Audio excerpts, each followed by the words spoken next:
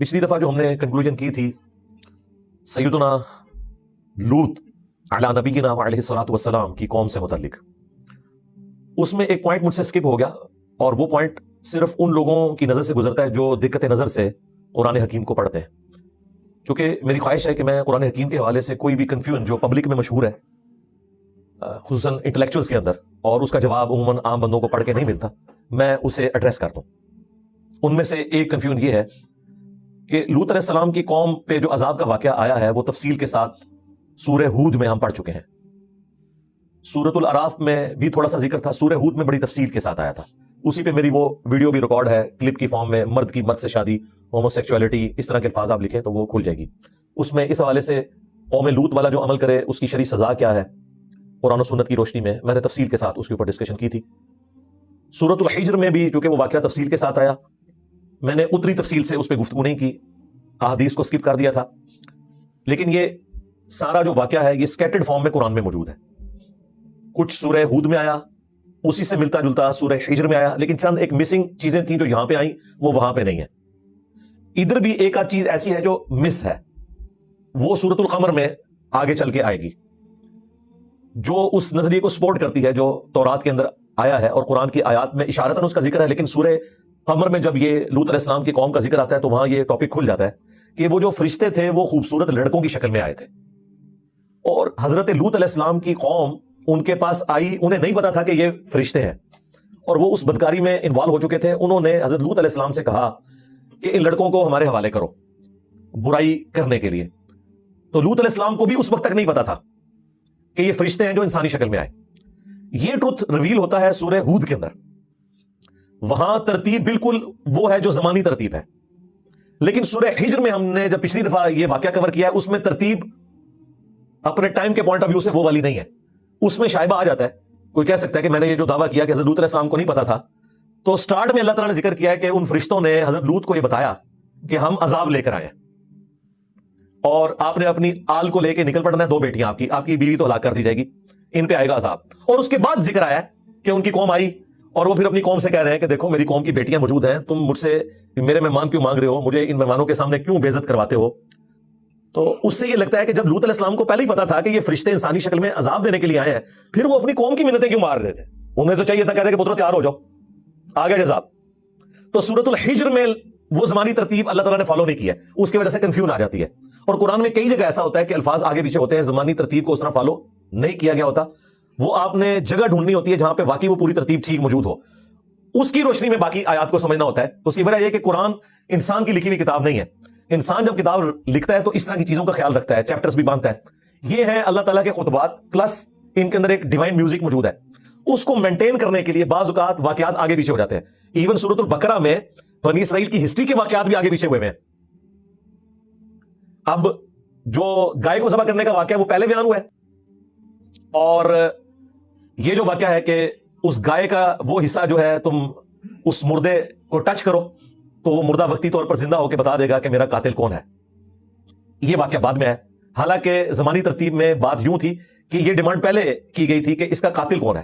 اس کے جواب میں اللہ نے کہا تھا کہ تم ایک گائے کو قربان کرو، اس کا جو گوشت ہے اس کو ٹچ کرنا، لیکن وہ ترتیب قرآن میں ویسی نہیں ہے، تو ترتیب بعض اوقات آگے پیچھے ہوتی ہے۔ اسی طریقے سے قصہ آدم اور ابلیس قرآن میں 7 دفعہ ہے، بلو پرنٹ تو ایک جیسا ہے لیکن الفاظ ڈیفرنٹ ہے۔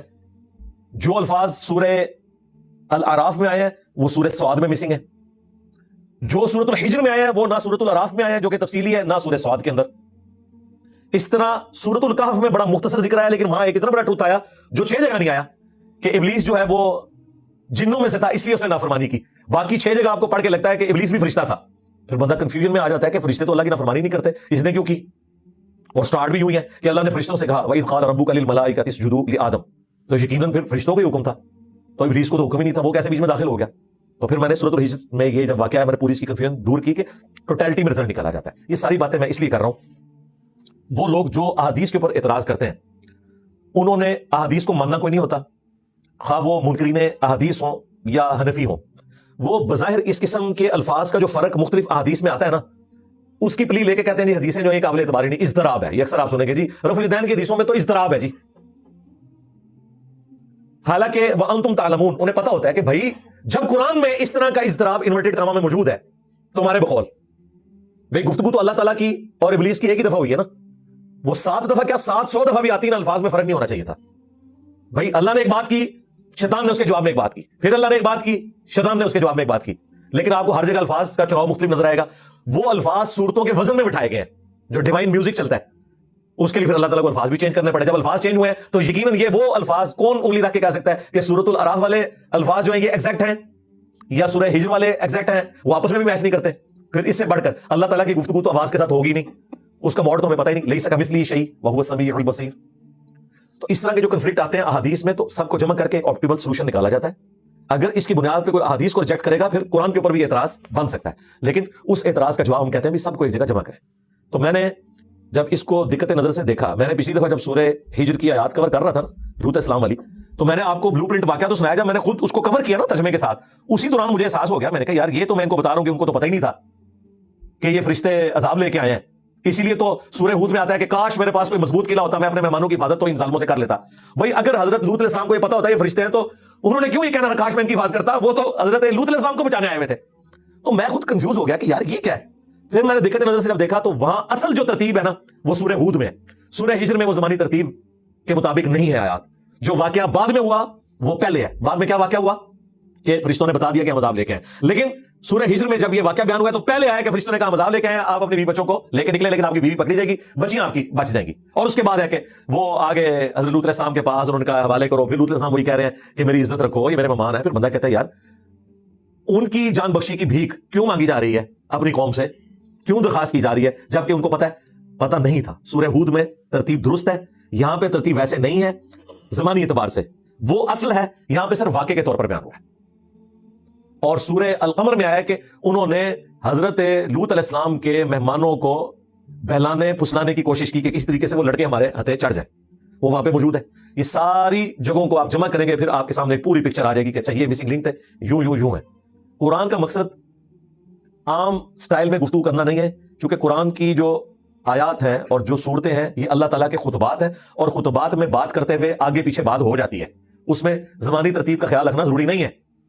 اگر ہر دفعہ زمانی ترتیب کا خیال رکھا جائے تو پھر تو جو انبیاء کے اپنے زمانے ہیں ان کا بھی پھر ہم اعتبار کریں گے. پھر کسی صورت میں حضرت ابراہیم علیہ السلام کا ذکر اگر پہلے آیا اور نوح علیہ السلام کا بعد میں آیا تو ٹیکنیکلی تو نوح علیہ السلام کا ذکر پہلے ہونا چاہیے, ابراہیم علیہ السلام کا بعد میں ہونا چاہیے. لیکن چونکہ صورتیں اللہ کے خطبات ہیں, خطبے میں تقریر میں یہ چیز ضروری نہیں ہوتی کہ آپ ترتیب کو قائم رکھیں. تقریر میں یہ چیز ضروری ہوتی ہے کہ آپ کا ٹاپک کیا ہے, اس کو آپ نے ایڈریس کرنا ہے. باتیں آگے پیچھے ہو سکتی ہیں, مثالیں آگے پیچھے ہو سکتی ہیں, کچھ مسنگ لنک بھی ہو سکتے ہیں جو دوسری جگہوں پہ بیان ہوئے ہوں. ان ساری چیزوں کو جمع کر کے پکچر سامنے آتی ہے. احادیث میں بھی یہی ہوتا ہے کہ صحابہ کرام اگر 10 ہیں, انہوں نے نبی السلام سے کوئی بات سنی, ایک بندے نے 20% یاد رکھا, ایک نے 80% یاد رکھا, ایک نے 90% یاد رکھا. اور بعض اوقات ایسا ہوتا ہے کہ 90% جس نے یاد رکھا ہوا ہے نا وہ 10% ایسا بھولا ہوتا ہے جو 20% والے نے بیان کر دیا ہوتا ہے. وہ کہتا ہے یار دیکھو یہ ایک مین جملہ تھا اتنی لمبی حدیث میں, وہ صحابی یہ بات بھول گیا, دوسرے نے چھوٹی سی حدیث بیان کیا اور اس نے وہ پوائنٹ بتا دیا اس میں. اللہ تعالیٰ نے حفاظت کرنی ہے نا. تو اس طریقے سے جو قرآن پاک کی آیات ہیں ان کو جمع کر کے ایک آپٹیمل سولوشن نکالا جاتا ہے. احادیث کو بھی ایک جگہ جمع کر کے ایک آپٹیمل سولوشن نکالا جاتا ہے. اگر یہ قرآن کا عیب نہیں ہے تو وہ احادیث کا عیب نہیں ہے, یہ ذہن میں رکھیے گا. یہ پاسبل نہیں ہوتا. یہ ویڈیوز ہم کیوں بناتے ہیں؟ آپ مجھ سے انہی آیات کا درس 10 دفعہ دلوائیں گے, میں 10 دفعہ الفاظ کا چناؤ ڈیفرنٹ کروں گا, مفہوم میں ایک ہی بیان کر رہا ہوں گا. ایک نیچرل چیز ہے. اس طرح صحابہ کرام انسان تھے, انہوں نے چیزیں سنی, اس کے مطابق ان کو آگے بیان کیا. بعض اوقات بتانے میں ان سے چیزیں اور لک ہوئی, بلکہ یہاں تک بھی ہوا ہے, بخاری مسلم میں آتا ہے کہ انس بن مالک جب بوڑھے ہو گئے تو جو انہوں نے خود اپنی حدیثیں بیان کی ہوئی تھی نا ان میں سے کئی چیزیں خود بھول چکے تھے. کچھ تابعین جب ان کو ملنے کے لیے گئے اور واپسی پہ آگے حسن بصری کو انہوں نے بتایا کہ ہم نے انس بن مالک سے حدیث شفاعت سنی ہے, تو انہوں نے یوں بیان کی. تو انہوں نے پوچھا بس اتنی بیان کی؟ انہوں نے کہا اتنی بیان کی. انہوں نے کہا کہ جب وہ جوان تھے نا تو انہوں نے مجھ سے یہ حدیث بیان کی ہوئی ہے, اس میں تو یہ الفاظ بھی ہیں اور اس کے بعد بھی ہے, پتہ نہیں وہ بھول گیا یا جان بوجھ کے انہوں نے وہ حصہ اسکپ کر دیا جو آخر والا حصہ تھا. اب یہ کون کہہ رہا ہے؟ حسن بصری. حسن بصری یہ ان تابعین میں سے ہیں جن سے صحابہ نے حدیثیں روایت کی ہوئی ہیں, خود تابعی ہیں, صحابہ نے ان سے حدیثیں روایت کی ہیں, کیونکہ انہوں نے کسی سینئر صحابی سے کوئی حدیث سنی ہے اور کوئی جونیئر صحابی تھا جس کے علم میں وہ حدیث نہیں تھی, تو وہ حسن بصری سے بیان کرتا ہے کہ میں نے حسن بصری سے سنا اور انہوں نے بتایا کہ مجھے حضرت انس بن مالک نے بتایا, یا مجھے حضرت ابو ہریرہ نے بتایا. یہ بہت بڑی آنر کی بات ہے. تو صحابہ بھی صحابہ سے روایت کر دیتے ہیں. جس طرح مولا علی سے کئی حدیثیں ابو طفیل عامر بن واصلہ نے بیان کی ہیں, جو آخری صحابی فوت ہوئے 110 ہجری کے اندر, شیعان علی میں سے تھے, جنگ جمل صفین نہروان میں حضرت علی کے ساتھ رہے. لیکن انہوں نے جب اسلام قبول کیا تھا اس وقت ان کی عمر 7-8 سال تھی.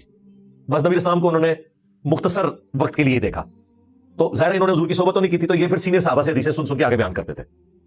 تو اس طرح معاملہ ہو جاتا ہے. تو یہ قرآن پاک میں بھی جو اس طرح کے واقعات ہیں انہیں تختہ مشق بالکل نہیں بنانا چاہیے، اور قرآن کے اسٹوڈنٹ کو یہ بات پتہ ہونی چاہیے کہ اس طرح کے جو پرابلمس آتے ہیں بظاہر جو ٹیکنیکل پرابلمس ہیں لٹریچر کی بک کے اندر ایسا ہو سکتا ہے. قرآن کا جو سٹائل ہے وہ ایسا ہے کہ اس میں الفاظ کے چناؤ کا بھی پھر مختلف جگہوں پر واقعات مختلف انداز میں بیان ہوئے ہوتے ہیں، اور بعض اوقات لوگ اسی طرح کی کنفیوژن کو اٹھاتے ہیں اور پھر کہتے ہیں جی قرآن تو سورہ النساء کی آیت نمبر 82 میں کہہ رہا ہے کہ اگر قرآن اللہ کے سوا کسی اور ہستی کی طرف سے ہوتا تو تم اس میں اختلاف کثیر پاتے. تو اختلاف کثیر تو ہے، اور وہ اختلاف کثیر ان کی نظر میں ہوتا ہے. بھائی کسی اہل علم سے پوچھو، وہ ایک ایک چیز کو ریزالو کریں گے کہ یہ بات یوں نہیں تھی، یوں ہوئی، تم نے یہ چیز چھوڑ دیا اس کی وجہ سے یوں ہوا.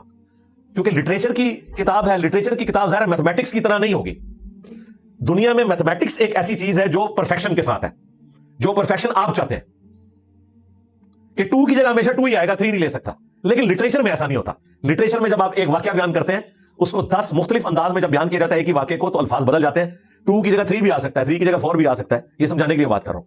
لہذا قرآن نہ تو سائنس کی کتاب ہے، نہ یہ میتھمیٹکس کی بک ہے، نہ یہ فزکس کی بک ہے. اگرچہ یہ ان چیزوں کو بیان کرتی ہے لیکن سٹائل اس کا کیا ہے؟ لٹریچر کا. لٹریچر کا پھر سٹائل اسی طریقے سے ہوتا ہے کہ اس کو، اور پھر لٹریچر میں بھی کون سی فارم؟ خطبے کی فارم، تقریر کا سٹائل، سٹارٹ جاندار، بیچ میں مثالیں اور ٹاپک اس طریقے سے. یہ نہیں ہے کہ سورہ بقرہ کا نام اگر بقرہ گائے ہے تو اس میں صرف گائے کا ذکر ہے، نہیں.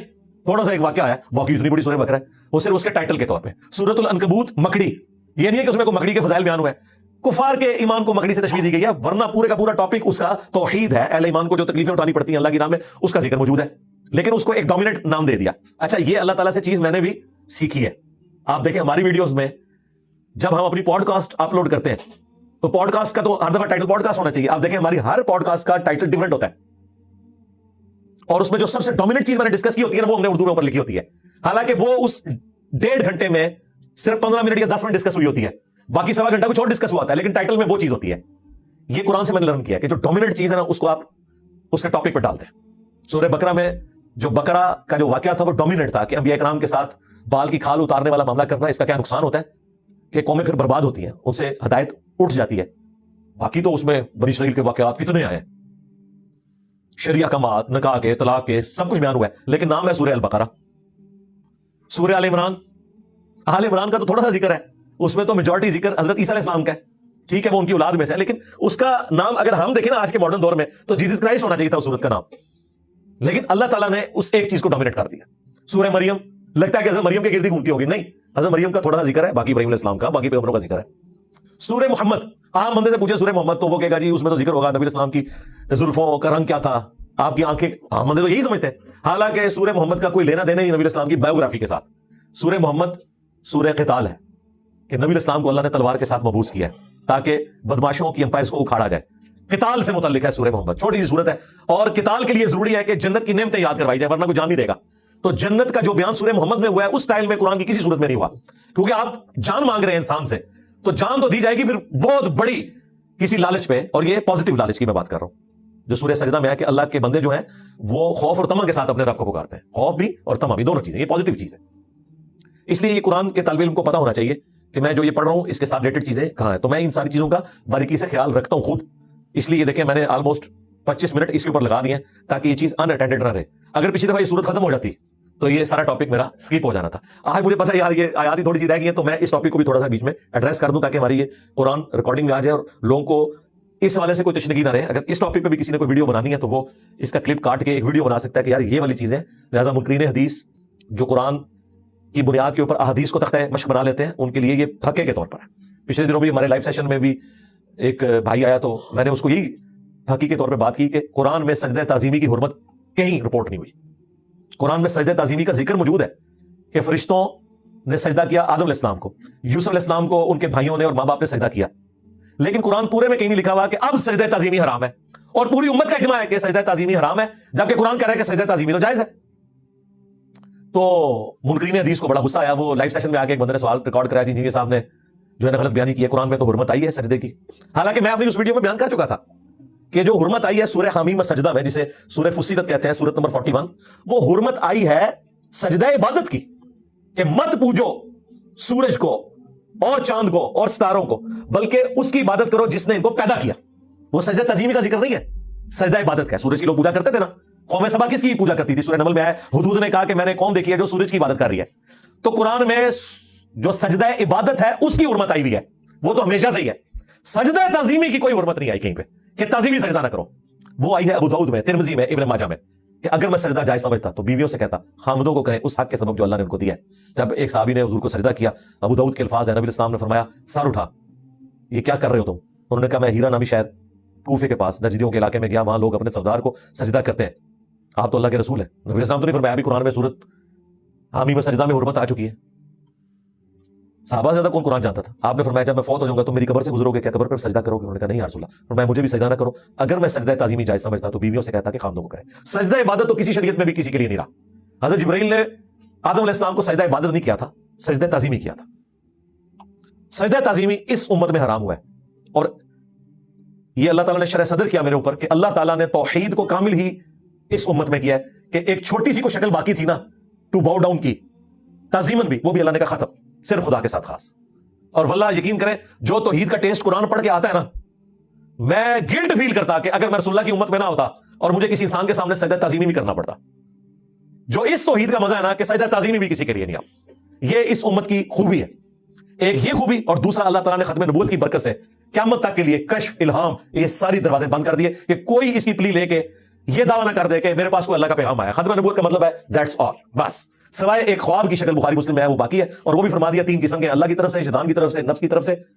وہ کوئی کنفرم نہیں کر سکتا یہ اللہ کی طرف سے ہے یا نہیں جب تک کہ وہ پازیٹیولی ایگزیکیوٹ نہ ہو جائے، کسی کو مستقبل کی کوئی خبر دکھا دی گئی. دین جو ہے وہ کمپلیٹ ہو چکا. نبی اسلام کے بعد کوئی شخص بھی یہ دعویٰ کرے، خواہ وہ اپنے آپ کو نبی کہے یا نہ کہے، اگر وہ کہے کہ مجھے آسمان سے خبریں آتی ہیں تو وہ ختم نبوت کے اوپر ڈاکہ مار رہا ہے. سیدھی سی بات ہے. خواہ وہ اپنے آپ کو کوئی صوفی بزرگ بتائے، کوئی امام بتا دے، خواہ وہ اپنے آپ کو امتی نبی کہے، ذلی نبی کہے، یا کوئی اور دعویٰ کرے، ختم نبوت کا عقیدہ اس کا ختم ہو گیا. تو ختم نبوت بھی کامل، کوئی کشف الہام نہیں، اور توحید بھی کامل کہ سجدہ تعظیمی بھی ختم. تو الحمدللہ یہ ٹاپکس میں ساتھ ساتھ ایڈریس کرتا ہوں. اور جن لوگوں کو یہ زوم ہے نا کہ ہم قرآن کی دعوت کو لے کے چل رہے ہیں، ان بدبختوں سے اللہ تعالیٰ نے قرآن کی دعوت بھی چھین لی ہے. مجھے بتائیں اس وقت پلانٹ ارتھ پہ کوئی ایک بندہ بتائیں جو قرآن کی خدمت کر رہا ہو اور منکرین احادیث میں سے ہو. وہ اللہ نے خدمت مولانا مودودی سے ہی لی ہے، وہ خدمت ڈاکٹر اسرار سے ہی لی ہے. یہ سارے کے سارے احادیث کو ماننے والے تھے، سنت کے ماننے والے تھے. مولانا اسحاق صاحب سے لی ہے خدمت، ڈاکٹر ذاکر نائک سے لی ہے حفظہ اللہ تعالی. کوئی ایک بھی ایسا نہیں جو انکار سنت کرنے والا ہو. غامدی صاحب بھی چند ایک احادیث کے اوپر ریزرویشن رکھتے ہیں، منکرین احادیث یا منکرین سنت نہیں ہے. اس طرح کی اگر آپ نے منکرین احادیث دیکھنا ہے، وہ تو حنفی سارے ہی منکرین احادیث ہیں، ٹھیک ہے. لیکن اگر ان سے پوچھیں وہ کہتے ہیں نہیں سنت کے بغیر تو اسلامی مکمل نہیں ہے. تو اللہ کے فضل سے قرآن کی خدمت، قرآن کی توحید وہی بیان کرتے ہیں جنہیں سنت کے ساتھ شغف ہے. ہمارے اس پلیٹ فارم سے آپ دیکھ لیں ہزاروں نہیں لاکھوں لوگوں کی توحید درست ہوئی ہے الحمدللہ. ٹھیک ہے، یہ ایک صدیوں کا کام ہے جو اللہ تعالیٰ نے میڈیا کی برکت سے ختم نبوت کے صدقے سارا یہ کام ہوا ہے چند سالوں کے اندر. اور الحمدللہ یہ خدمت بھی کسی منکرین حدیث میں سے نہیں لی گئی، کسی شخص سے، اس شخص سے لی گئی ہے جو سنت کو حدیث کو حجت سمجھتا ہے. لہٰذا یہ جو ٹھیکیدار بنے ہوئے ہیں کہ ہم جی اہل قرآن ہے، اہل قرآن نہیں ہے بھائی، آپ قرآن کے منکر ہیں. اہل قرآن وہ ہیں جو اہل السنہ ہیں، اہل الحدیث ہیں، اصحاب الحدیث ہیں، اہل الاجماع ہیں، اجماع امت کے ماننے والے ہیں. اور اجتہاد بھی ان جگہوں پہ جہاں قرآن و سنت اجماع میں بات موجود نہ ہو. تو یہ میں نے ساری چیزیں کور کر دی.